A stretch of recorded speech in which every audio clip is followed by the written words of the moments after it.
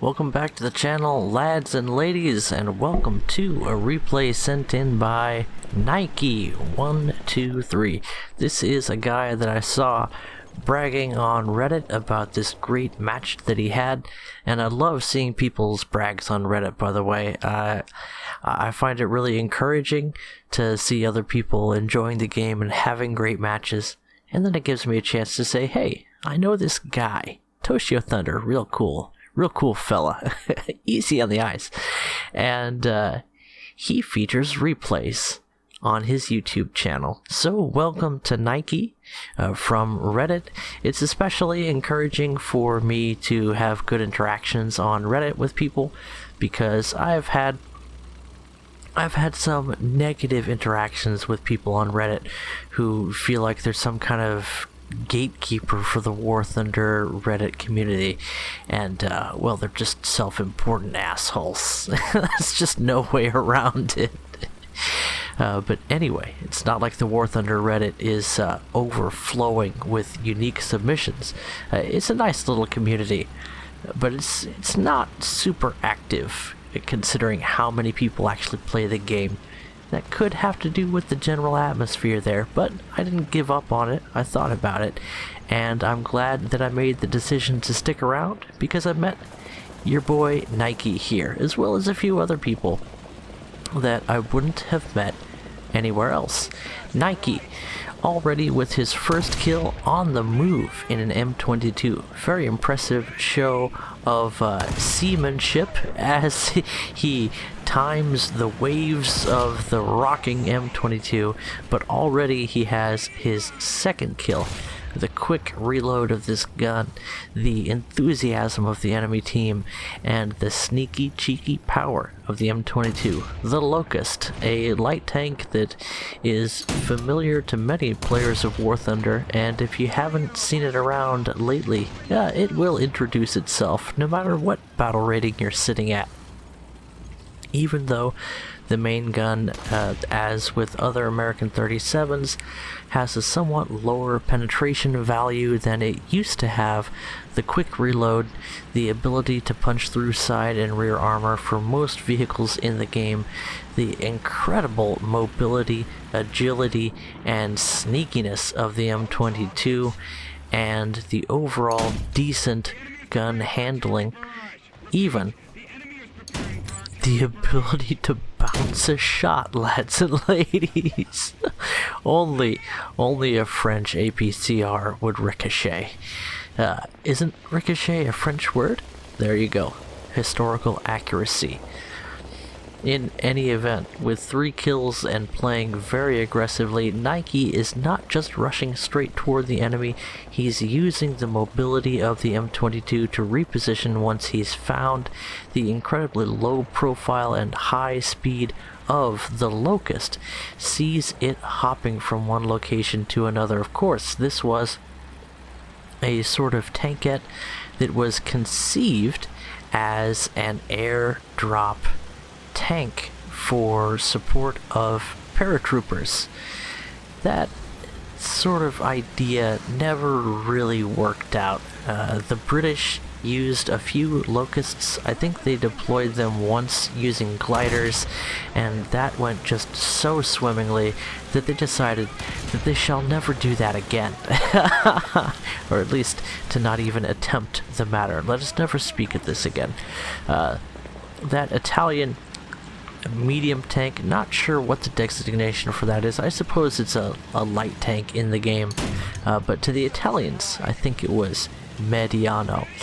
In any event, he jumped out of his vehicle before Nike could finish him off, admitting that he was bested by his American counterpart, and already while I was describing that, 3 more kills show up, all of them presenting the broadside, all of them getting taken down by individual quick needling shots through the crew compartment. Nike showing how being in the right position and taking your shots at just the right time can pay off so nicely. He could have been taken down earlier in this match when he managed to bounce around from that French whatever the heck it was, and yet with a mix of a little bit of luck and a heavy helping of skill, map knowledge, and good tactics, as well as lining up his shots just so, has turned out very well for Nike, the way it does in these incredible matches. And this is going to be an incredible match. I'm so glad that he shared that with us all on Reddit, and that he ended up sending me this replay. So, where are we now? We are all the way behind the enemy team. You can see there's a light tank being spotted by aircraft directly behind Nike, and he was paying attention to the minimap. That's another thing that really pays off in this game. He repositioned, and yet maybe he hasn't noticed that enemy light tank yet, or the guy hasn't really pushed forward, and Nike's in almost a good position from most angles. An ally now coming in, a shot from an Italian 20 mil. For some reason it only showed up as one shot in the replay. Maybe it was more, or maybe that Italian, I don't know what to call it, cannon truck was on the reload. Hard to say with the way things are working in War Thunder in general these days, and especially in replays. Another poor tiny tankette, I believe the smallest armored vehicle in the game, gets taken down by Nike for his 9th kill, and he's not even slowing down.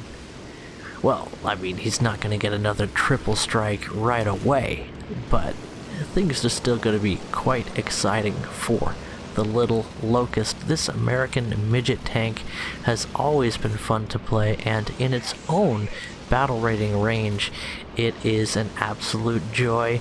Play the M18 Hellcat for a while, and then come down into low tier and just meme on people with the Locust. It will be so very fun. There are definitely weaknesses with this tank that counterbalance its incredible power, and you see one of them there. Poor post-penetration damage. If you don't line up that needle 37mm round with the enemy crew compartment, cannon breech, or engine, you won't be accomplishing much. Even fuel tanks can absorb the round sometimes, but the quick reload certainly helps with that. Something that's difficult to mitigate is the extremely low survivability of the M22, with only 3 crew members in an extremely tight compartment and no real armor to speak of. Like I said, it's very rare to see it actually bounce something. Now, a little frustrating for Nike as he tries to get shots on this Italian tank, and yet he does finally start to punch through. The armor on that enemy tank is not absolutely horrible, but his choice of how to use the armor was certainly lacking, and that's one of those things you encounter in low tier fairly commonly. About I'd say a half to a third of the players are more experienced people looking for a little bit of rest and relaxation in low tier, which I highly recommend. If you play War Thunder for long enough, your mind will just drain out your ears and your heart will explode from the stress unless you can find some place to take a vacation. And low tier, the waters are fine. It's okay to go, grind up some new players to the game, welcome them to the neighborhood, as it were. Hazing makes us stronger, after all. You don't want to live down here. That's sort of scumbag territory. But I highly recommend a much needed vacation every now and then. Nike showing us how it's done, putting feet to the street and demonstrating how neat an M22 can be if you give it a chance to shine. Almost a dozen kills at this point in the match, and you gotta think the enemy team must be running low on vehicles, and yet they continue to fly out of the spawn from every direction. and Nike here in a perfect position to take advantage of what's going on, and yet also aware of what his team is doing. You can hear just a bit to his right now, if you listen very carefully, it sounds like an enemy engine. I'm not sure how closely Nike is listening to the game, but that is a huge advantage. Put on your headphones, turn up the enemy engine volume, and if you can hear anything over the sound of aircraft engines, you can recognize the chug-a-chug of whichever engine of an enemy vehicle you might be facing. Now, was that an ally or an enemy? And yet, speaking of volume, you can hear some crew reports coming in that definitely have nothing to do with what Nike is doing, and that is a replay bug that I've seen a few times since the last major update. It's actually fairly common.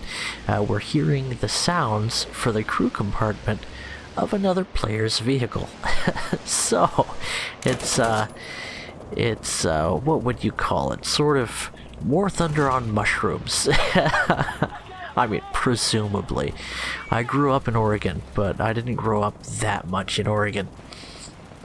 Anyway, now Nike has cleared out a huge number of the enemy, and yet they continue to advance. You can see him circling around here to support his teammates, and seeing that his ally has the situation well in hand, it's now time to find another target, and needling an Italian tank, getting absorbed by the turret ring. It's a rather odd occurrence, not something you see commonly, and yet that is another caveat with these lower caliber anti-tank cannons. The round can tend to disappear sometimes into complex spaced or sloped armors, and sometimes modules will just eat all the damage, and yet once again that's a job for Johnny Boy with his quick-fingered reloads. I think the tank commander is actually the loader for this vehicle, so double duty, if you will, not even counting all of the other operations that the tank commander would be expected to do in M22, and you can sort of see why this tank would be certainly better than nothing if it shows up along with some paratroopers, but certainly not quite so effective in real life as it is in War Thunder. But in video games, style points and swag strats make up for a lot that real-world utility is lacking in. Another aircraft in the game, the Stuka. It's so fun to play. We see Nike going for what he can get. With a dozen kills at this point and the match winding down, there's really not anything left to do other than enjoy the taste of victory and see if you can turn the M22 into an SPAA, just for funsies. Yeah, that 37 does reload fairly quickly, but being one of the few American tanks in this game that does not have a 50 cal mounted to the roof, I know, what a wasted opportunity.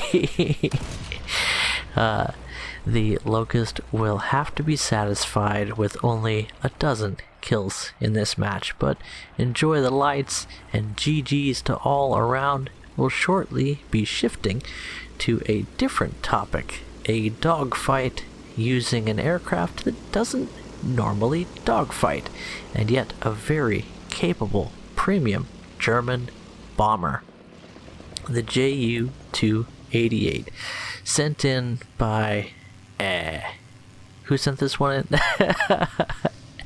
I'll put their name in the description of this video. I forget. So here we are. You can see the enemy dot, and that's right, it's FST Flight Sim Test who sent me this Ju-288 dogfight. And you can see that we're in cinematic mode. You'll be seeing all of the beauty that this game has to offer. The multicolored Christmas tracers launched by the 13mm heavy machine gun turret and the 20mm MG151 tail turret that is so deadly in Ju-288. And now watch these maneuvers. We're in a rolling barrel here. Looks like, is that an F7F? I think it might be a heavy fighter in the American line that has very heavy firepower. And yeah, it does look to be an F7F. You don't see a lot of large wing American heavy fighters that aren't P-38s. P-38 itself being an extremely deadly fighter. FST ditching one of the bombs and needing to wait for his plane's attitude to adjust. There we see it, popping flaps and dropping throttle. He's now sliding in a rolling scissors, looping over barrel dogfight, and the ground is coming up very rapidly, but the Ju-288's incredible elevator for a medium 4-engine bomber coming through for him.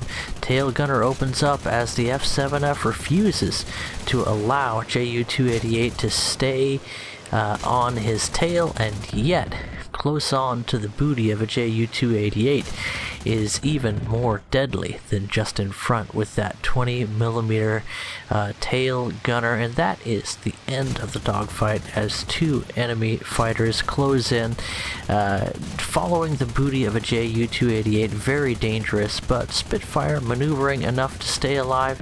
Can't quite get rounds on target to take down a second fighter, but nicely done in the Ju-288. Some slick moves from someone who clearly knows how to play the fighter dogfighting game, put into a situation where they could experiment a little bit. And now we have Bacongaming of his own YouTube channel sending me something he thought I would enjoy, and you know what? Just like every time he sends me a replay, I very much did enjoy this one. This is the Italian something or other 105. It really looks like a Domino's pizza box, so let's call it that. Anyway, in before total Domino's domination of the enemy. I hear Bacon has eaten 37 pizzas in the last 10 days, and the quality of the enemy team has been slipping. But before he picks the pepperoni from his teeth, he's got a bone to pick with the enemy team. One of the things that this little tank destroyer is lacking in is the ability to vertical traverse terrain. When you get onto a steep hill or you need to step up onto some piece of terrain, this is not the best vehicle for the job. You can see it wobbling back and forth quite a bit, and the wobble is definitely real with this suspension type. I feel like it's a little bit more accurate than it used to be. Getting his first hit here with the heat round. The post-penetration damage of ordinary heat before you get to heat FS is, well, it's a little bit less than what you would hope for in a world of APAG.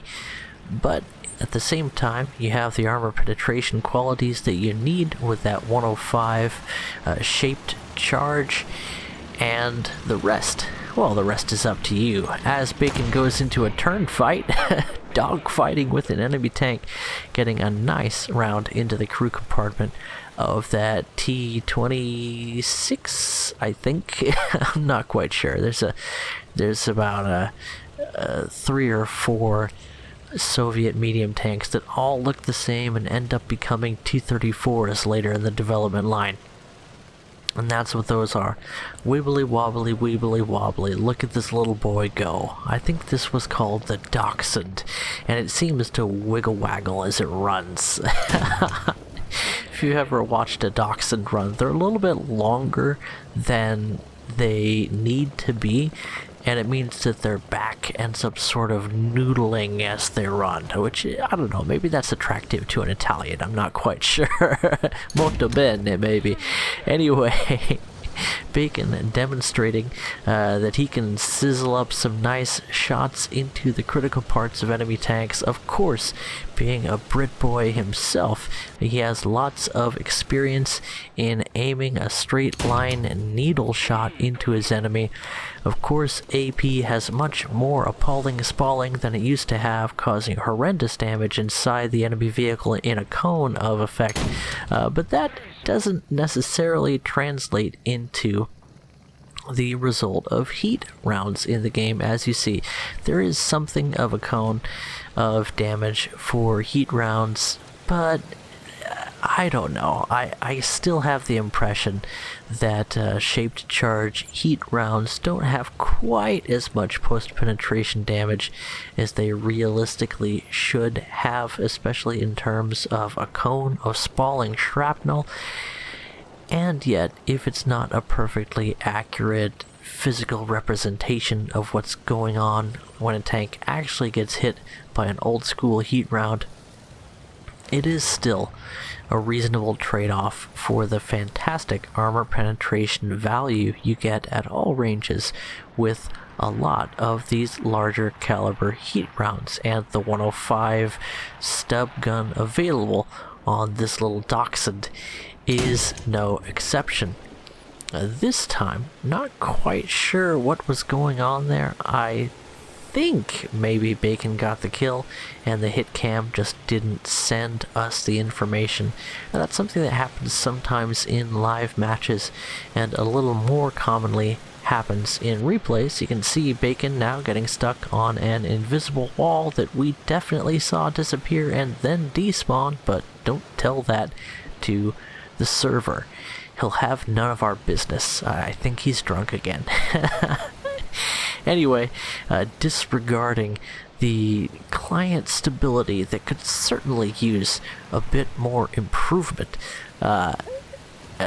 Speaking of, what are we getting stuck on now? I couldn't quite tell you, but destructibility has been improved.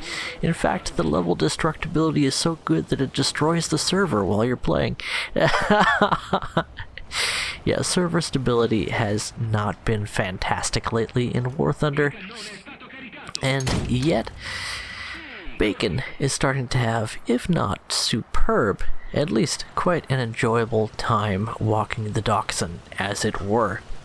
This reasonably agile, sort of shrunk down Stug is, well, a little bit more like a Sturmhaubitze, is a Stug, than it is a Stug, and yet I think it has a little bit better reload than the German counterpart.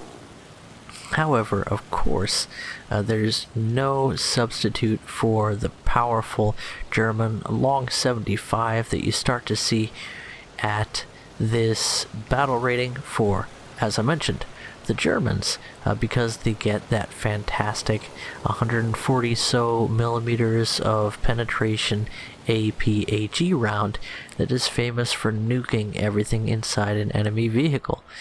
Even so, Bacon doing very well here. I dare say he's making a name for himself. Wait, you've already heard of him. Of course you have. He has the best helicopter reviews in the War Thunder community. He does some other cool stuff too. Anyway, that's Bacongaming. I might put a link to his YouTube channel if I can remember to. Sorry if I don't, but I get a bit distracted. News I'll share in another video, I'm sure. I already told my Discord server and we're all very excited, but I'll talk about that another time. Today, let's focus on the Bacon. So, what's cooking, bud? Can't quite track that target. As you see, the thin tracks on this tank destroyer have a hard time traversing the vehicle in soft terrain, like you see with this sand. A little bit behind on firing his shot there at the M3 Lee, and yet the thing goes off like a powder keg, a single fragment of hot cone. Sorry, is this the same video? finding a 37mm ammunition supply, and another enemy shows up just in time to get spludged by his 105 for his 9th kill in what is ordinarily somewhat of a lackluster tank destroyer in general, but under the right circumstances, especially with its teeny little low profile. One of those things that you see in a few Italian vehicles. Sometimes that's enough to make up for, well, what would be other shortcomings. And we're talking not the best armor, certainly not the best mobility, not fantastic gun handling, a decent gun with not the best reload. It seems like it's just below average in just about every way, and yet, under the right circumstances, this vehicle can be fun. And you see that with 10 kills at this point, Bacon is just cleaning house with this, what I would call somewhat unpopular low-rank vehicle in a nation where most of the low-rank vehicles are somewhat unpopular. There's just something about this little Dachshund, and that is 10 kills from Bacon Gaming. Anyway, I hope you all enjoyed the video. There's a lot going on with the channel now. There's a lot going on in my life, and I'm looking to share that with you all. Also, if you'd like to send me a replay or just connect with me, the link to my Discord server is the best way to get in touch with me, and I encourage to send those replays in. It does take me a while to make these videos, but maybe I'll see you next time. Well, I mean, maybe I'll show your replay in catch you guys in the next video. Bye-bye.